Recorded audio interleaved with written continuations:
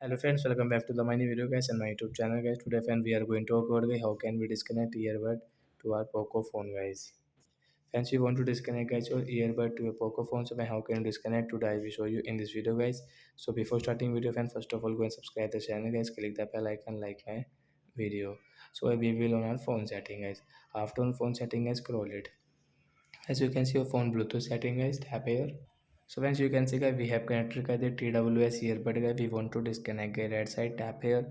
Friends, you can see the unpair option mean disconnect option guys. You can unpair from here mean disconnect. Then guys you will click on unpair guys, this earbud will disconnect and guys we will off our phone Bluetooth setting guys. So like that guys you can disconnect your earbud to your Poco phone. So that's it guys. Thanks for watching the video guys. We will meet on next video with new topic. Bye guys. Thanks for watching the video, and friends, do you have any doubt related to guys your Bluetooth setting, you can ask me in comment section. I will check, I will help you. Bye guys.